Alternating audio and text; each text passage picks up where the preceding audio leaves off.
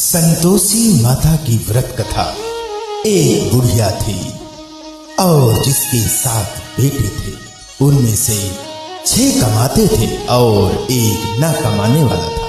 वह बुढ़िया उन 6 को अच्छी रसोई बनाकर बड़े प्रेम से खिलाती, पर 7वें को बचा खुचा जूठन खिलाती थी। परंतु वह भोला था, अतः मन ही मन में कुछ भी विचार वो नहीं करता था।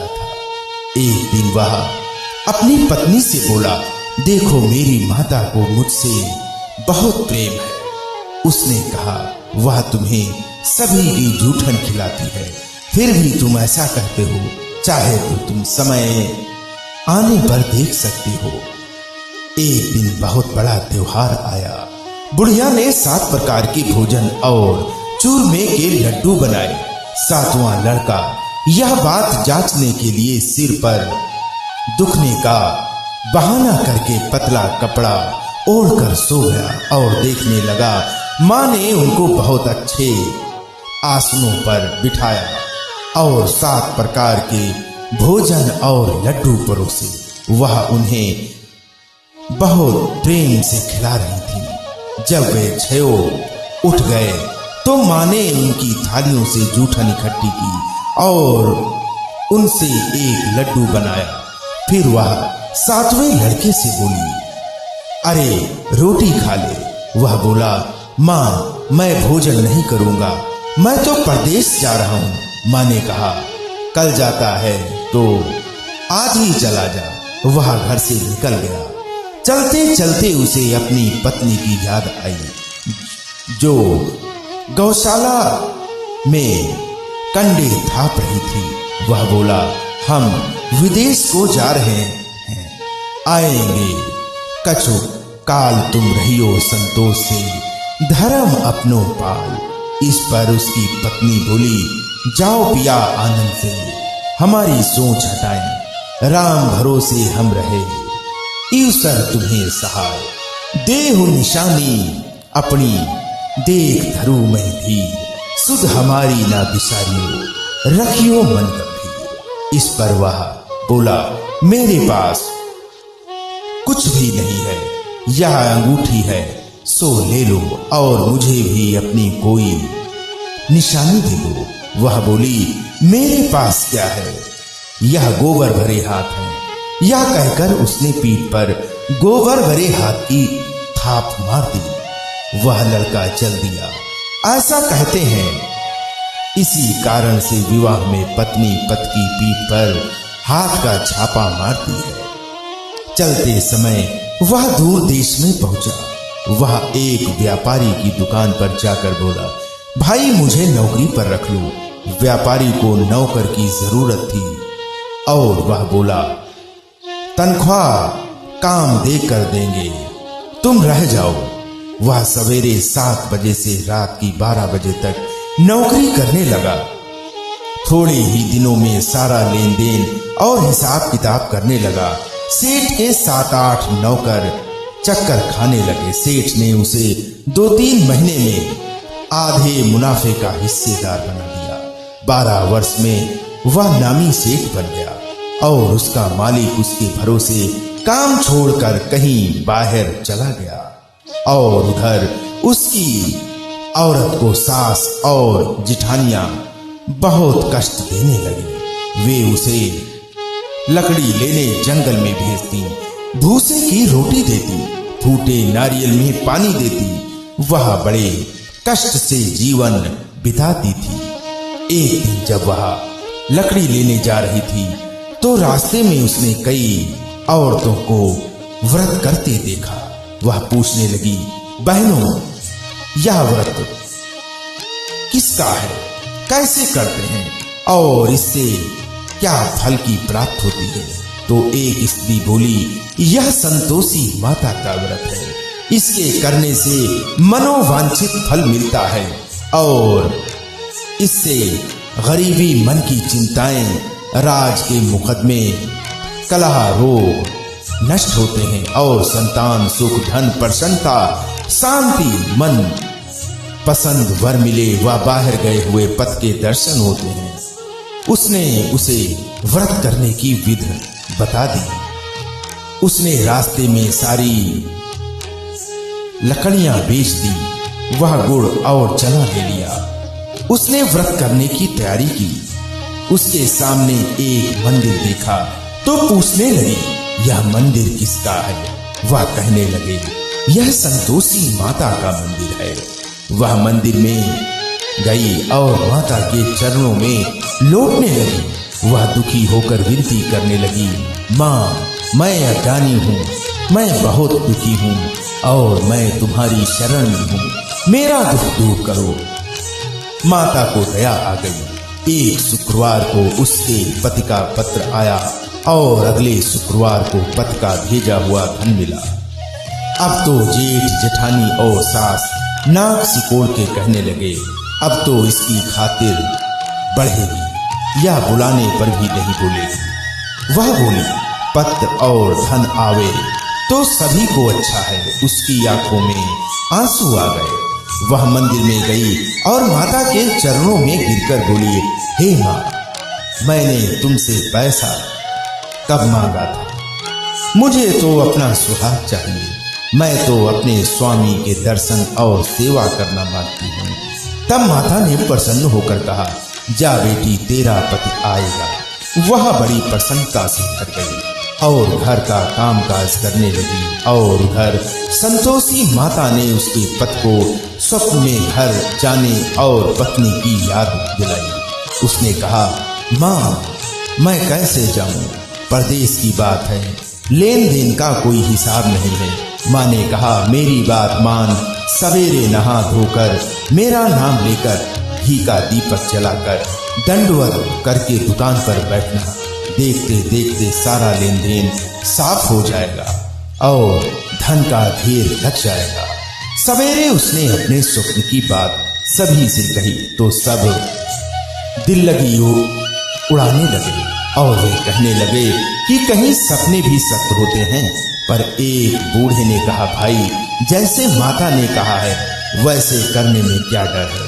उसने नहा धोकर माता को दंडवत करके घी का दीपक जलाया और दुकान पर जाकर बैठ गया। थोड़ी ही देर में सारा लेन देन साफ हो गया, सारा माल बिक गया और धन का ढेर लग गया। वह प्रसन्न हुआ और घर के लिए गहने और सामान वगैरह खरीदने लगा और वह जल्दी ही घर को रवाना हो गया। उधर बेचारी उसकी पत्नी रोज लकड़ियां लेने जाती और रोज संतोषी माता की सेवा करती। उसने माता से पूछा, हे माँ, यह धूल कैसी उड़ रही है? माता ने कहा, तेरा पति आ रहा है, तू लकड़ियों के 3 बोझ बना लिए, एक नदी के किनारे रख, एक यहाँ रख और तीसरा अपने सिर पर रख ले। तेरे पति के दिल में उस लकड़ी के गड्ढे को देखकर मोह पैदा होगा। जब वह यहाँ रुककर नाश्ता पानी करके घर जाएगा तब तू लकड़ियां उठाकर घर जाना और चौक के बीच में गट्ठर डालकर जोर जोर से 3 आवाजें लगाना, सासू जी, लकड़ियों का गट्ठा लो, भूसे की रोटी दो और नारियल के खोपड़े में पानी दो। आज मेहमान कौन आया है? इसमें माँ के चरण छुए और उसके कहे अनुसार सारा कार्य किया। वह तीसरा गट्ठर लेकर घर गई और चौक में डालकर कहने लगी, सासू जी, लकड़ियों का गट्ठर लो, भूसे की रोटी दो, नारियल के खोपड़े में पानी दो, आज मेहमान कौन आया है? यह सुनकर सास बाहर आकर कपट भरे वचनों से उसके दिए हुए कष्टों को भुलाने के लिए कहने लगी, बेटी, तेरा पति आया है, आ मीठा भात और भोजन कर और गहने कपड़े पहन। अपनी माँ के ऐसे वचन सुनकर उसका पति बाहर आया और अपनी पत्नी के हाथ में अंगूठी देखकर व्याकुल हो उठा। उसने पूछा, यह कौन है? माँ ने कहा, यह तेरी बहू है। आज 12 बरस हो गए, यह दिन भर घूमती फिरती है, काम काज करती नहीं है और तुझे देखकर नखरे करती है। वह बोला, ठीक है, मैंने तुझे और इसे देख लिया है, अब मुझे दूसरे घर की चाबी दे दो, मैं उसमें रहूं। माँ ने कहा ठीक है, जैसी तेरी मर्जी। और उसने चाबियों का गुच्छा पटक दिया। उसने अपना सामान तीसरी मंजिल के ऊपर के कमरे में रख दिया। एक ही दिन में वे राजा के समान ठाट बांट वाले बन गए। इतने में अगला शुक्रवार आया। बहू ने अपनी पति से कहा, मुझे संतोषी माता के व्रत का उद्यापन करना है। वह बोला, बहुत अच्छा, प्रसन्नता से कर लो। जल्दी ही उद्यापन की तैयारी करने लगी। उसने जेठ के लड़कों को जीभने के लिए कहा। उन्होंने मान लिया। पीछे से जिठानियों ने अपने बच्चों को सिखा दिया, तुम खटाई मांगना, जिससे उसका उद्यापन पूरा न हो सके। और लड़कों ने जीम कर खटाई मांगी। बहू कहने लगी, भाई खटाई किसी को नहीं दी जाएगी, यह तो संतोषी माता का प्रसाद है। लड़के खड़े हो गए और बोले, पैसा लाओ। वह बोली, कुछ ना समझ सकी, उनका क्या भेद है। उसने पैसे दे दिए और वे इमली की खटाई मंगाकर खाने लगे। इस पर संतोषी माता ने उस पर रोष किया। राजा के दूत उसके पति को पकड़कर ले गए। वह बेचारी बड़ी दुखी हुई और रोती हुई माता जी के मंदिर में गई और उनके चरणों में गिरकर कहने लगी, हे माता, यह क्या किया? हंसाकर अब तू मुझे क्यों रुलाने लगी? माता बोली, पुत्री, मुझे दुख है कि तुमने अपमान करके मेरा व्रत तोड़ा है और इतनी जल्दी सब बातें भुला दी। वह कहने लगी, माता, मेरा कोई अपराध नहीं है, मुझे तो लड़कों ने भूल में डाल दिया और मैंने भूल से ही उन्हें पैसे दे दिए। माँ, मुझे क्षमा करो, मैं दोबारा तुम्हारा उद्यापन करूंगी। माता बोली, जा, तेरा पति रास्ते में आता हुआ ही मिलेगा। उसे रास्ते में उसका पति मिला। उसके पूछने पर वह बोला, राजा ने मुझे बुलाया था, मैं उससे मिलने गया था। वे फिर घर चले गए और थोड़े ही दिनों बाद फिर शुक्रवार आया। वह दोबारा पति की आज्ञा से उद्यापन करने लगी। उसने फिर जेठ के लड़कों को बुला दिया। जेठानियों ने फिर वही बात सिखा दी। लड़के भोजन की बात पर फिर खटाई मांगने लगे। उसने कहा, खटाई कुछ भी नहीं मिलेगी, आना हो तो आओ। यह कहकर वह ब्राह्मणों के लड़कों को लाकर भोजन कराने लगी। यथाशक्ति उसने उन्हें दक्षिणा दिया। संतोषी माता उस पर बड़ी प्रसन्न हुई। माता की आशीर्वाद से 9वें मास में उसके एक चंद्रमा के समान सुंदर पुत्र हुआ। अपने पुत्र को लेकर वह रोजाना मंदिर जाने लगी। एक दिन संतोषी माता ने सोचा कि यह रोज यहाँ आती है, आज मैं इसके घर चलूं, इसका सासरा देखूं। यह सोचकर उसने एक भयानक रूप बनाया। गुड़वा चने से सना मुख, ऊपर को सूंड के समान होंठ, जिन पर मक्खियां भिनभिना रही थी, और इसी सूरत में उसके घर गई। देहली में पांव रखते ही उसकी सास बोली, देखो कोई डायन आ रही है, इसे भगाओ नहीं तो किसी को खा जाएगी। लड़के भागकर खिड़की बंद करने लगे। 7वें लड़के की बहू खिड़की से देख रही थी और वह वहीं से चिल्लाने लगी, आज मेरी माता मेरे ही घर आई है। यह कहकर उसने बच्चे को दूध पीने से हटाया। इतने में सास बोली, पगली, किसे देखकर उतावली हुई है, बच्चे को पटक दिया है। और इतने में संतोषी माता के प्रताप से वहां लड़के ही लड़के दिखाई देने लगे। बहू बोली, सासू जी, मैं जिसका व्रत करती हूँ यह वो ही संतोषी माता है। यह कहकर उसने सारी खिड़कियां खोल दी।